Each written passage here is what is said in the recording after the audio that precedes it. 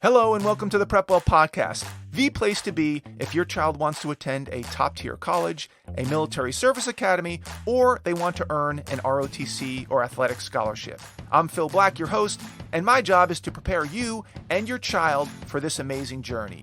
So sit back, buckle up, and prepare to out-prepare. Hello, friends, and welcome back to the PrepWell podcast.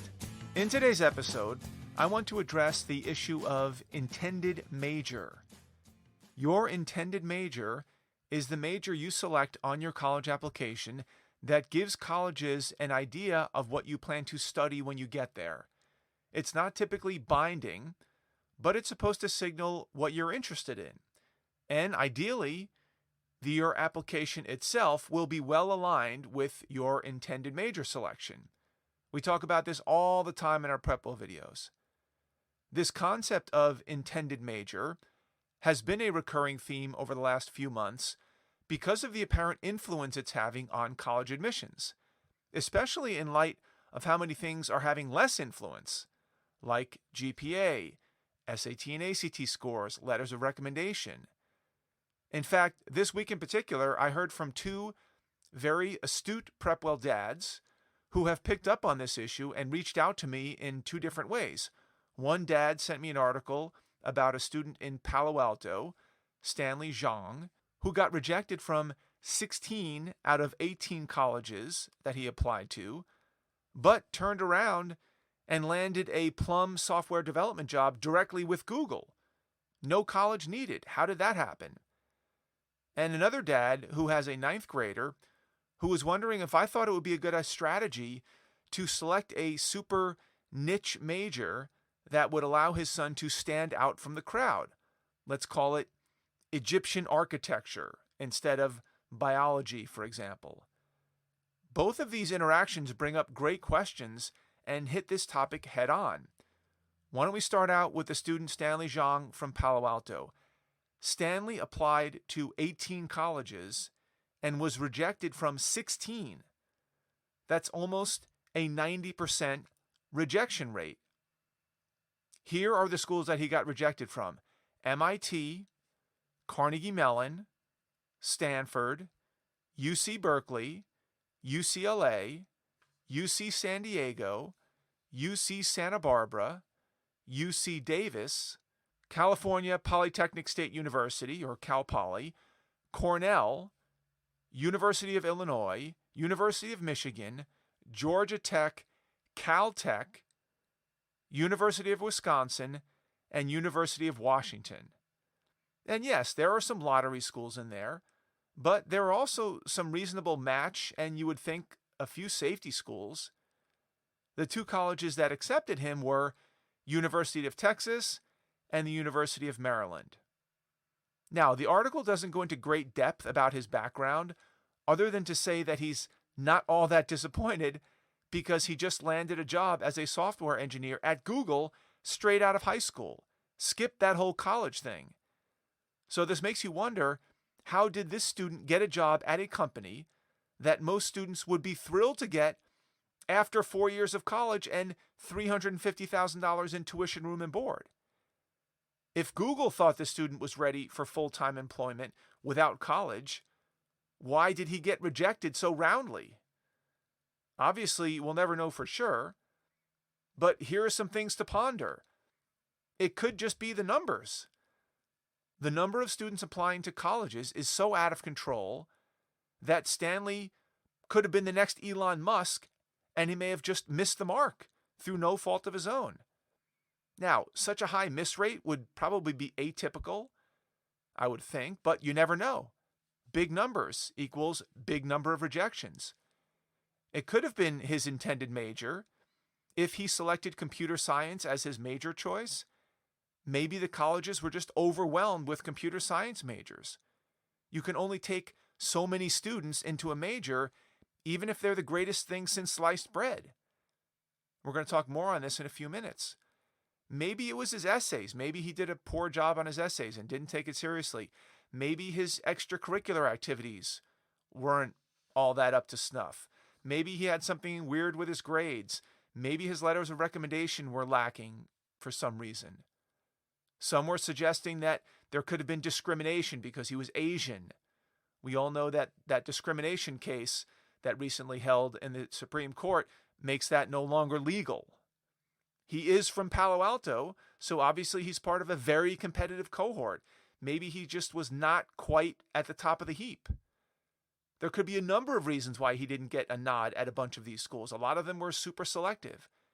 We don't really know what his application looked like exactly, but that's not really the point. My guess, my instinct, is that Stanley Zhang was no slouch.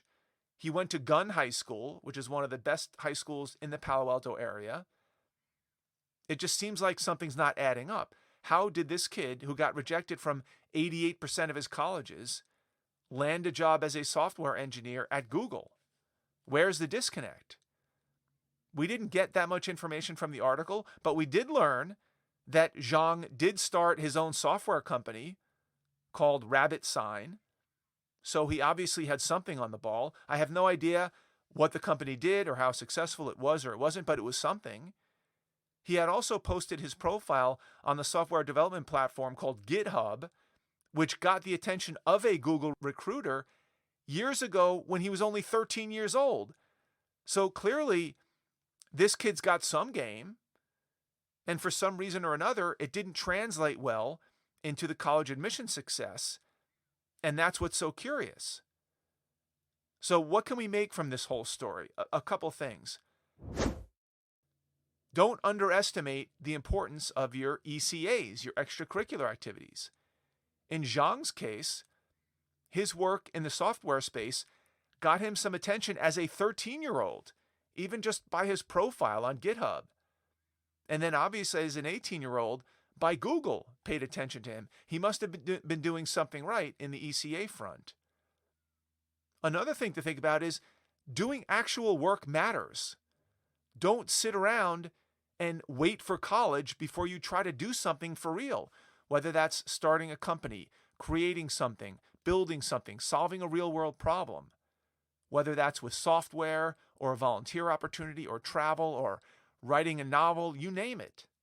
As I mentioned in last week's episode, companies are losing faith in college graduates quickly, and for good reason. And they're seriously considering candidates who have not been to college but have real-world experience.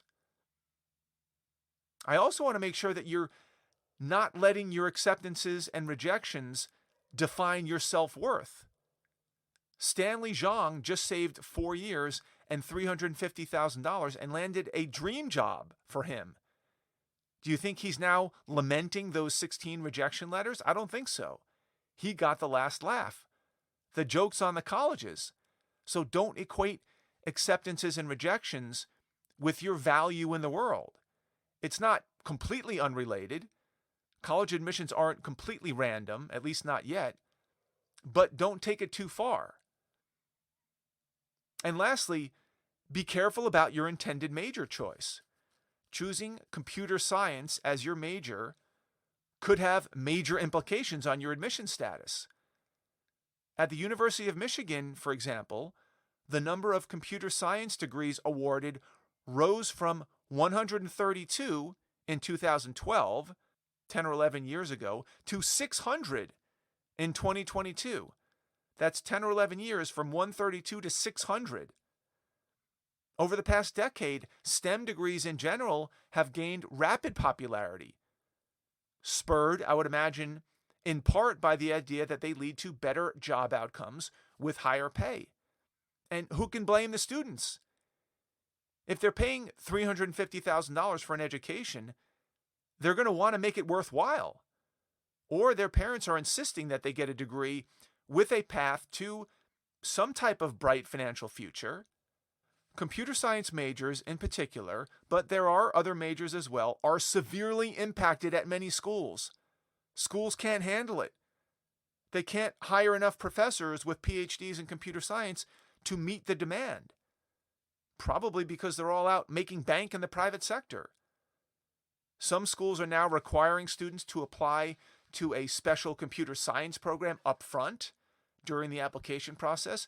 Others are forcing students to take competency exams once they get to campus to see if they can reach a certain level before they get admitted into that major. Some colleges are making students maintain a certain GPA in the beginner computer science classes in order to get into that major as a sophomore. Some are even resorting to a lottery system. It's a massive, massive issue. And computer science is not the only impacted major on campuses. Psychology majors are at an all-time high, especially among females. Business is a classic middle-of-the-road major for many males on campus. Biology is another one. If you're planning on selecting those types of majors, you better bring some juice into the rest of your application because it can be very easy to get lost in the shuffle. What are you doing to stand out among the sea of sameness? Biology majors are a dime a dozen. How can you become a shiny object? Which leads me to the second dad's question about the viability of selecting a little-known, esoteric, niche major like Egyptian architecture, for example. Well, it depends. If you happen to have a genuine interest in Egyptian architecture from a relatively young age, and you show a body of work that proves that claim, then you could be in great shape. There will likely be much less competition in that major in certain colleges.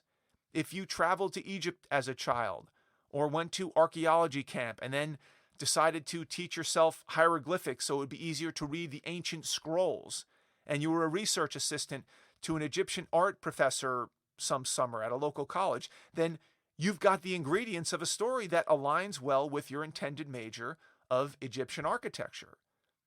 If, on the other hand, you're a female who was involved in yearbook and photography club, you started an English literature club, you excelled on your AP language and composition test, and have letters of recommendation from your English and Latin teacher, and that student also chose engineering as her intended major, that looks a little fishy.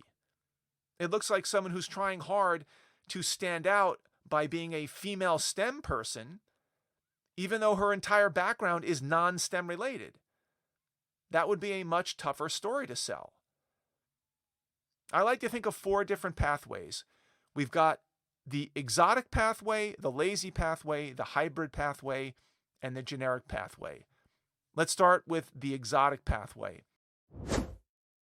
The exotic pathway happens when you happen to have a genuine, unique interest from a relatively young age in an esoteric topic, like Egyptian architecture, and you want to continue to pursue that passion in college. That's the gold standard. This is ideally where you want to be for the purposes of college admissions. Unfortunately, it's pretty rare that a high school student starting in, say, 8th or 9th grade has built up that type of momentum in a very unique interest. Let's move on to the lazy pathway. With the lazy pathway, you have no idea what you want to do. In fact, you haven't even thought about it. You plan on figuring it out when you get to college. So you select undecided as a major, or something generic like communications. This is going to be a tough sell.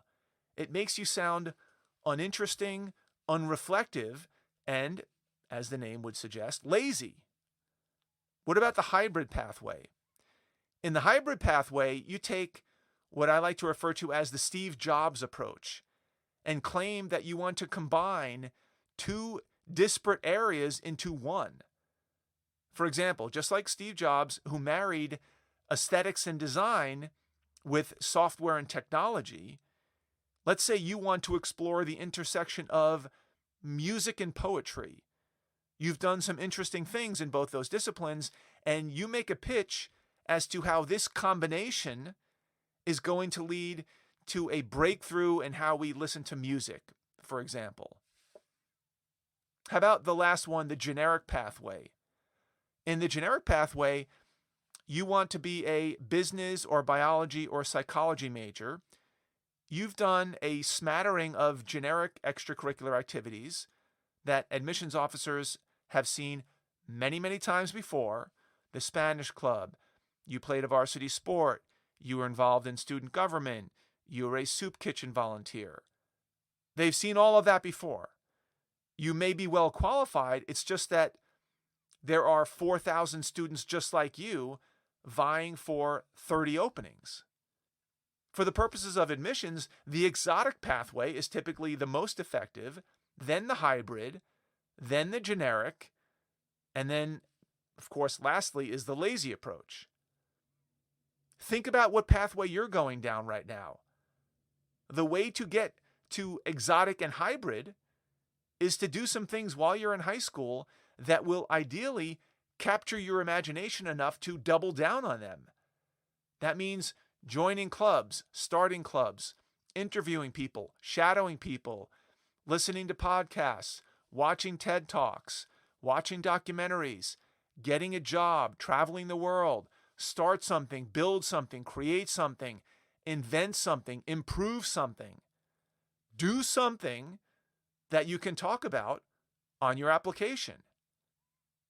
If you're having trouble finding your thing, if you will, feel free to set up a consulting session with me where I will do my best to help you refine your thoughts about what you enjoy, how you might find that passion, and or build a body of work that will play well with colleges.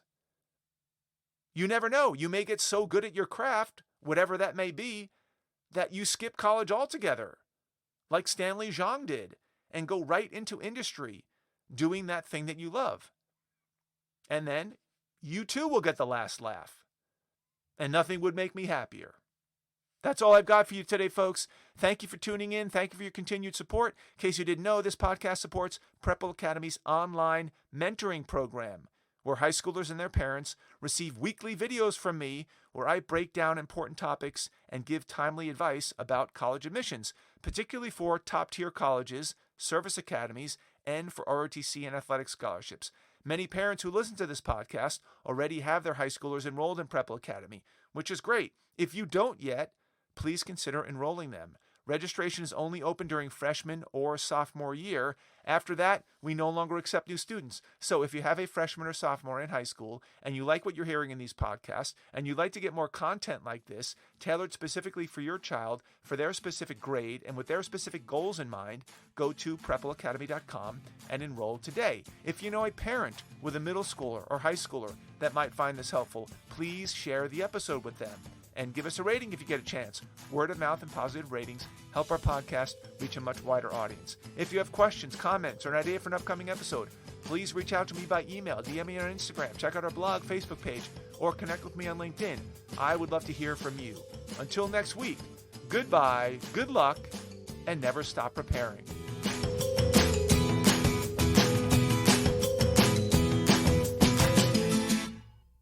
This podcast is brought to you by PrepWell Academy.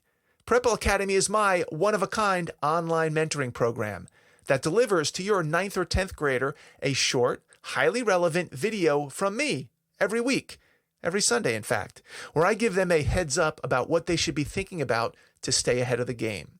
To get these valuable lessons into your child's hands, please head over to PrepWellAcademy.com and enroll your child today.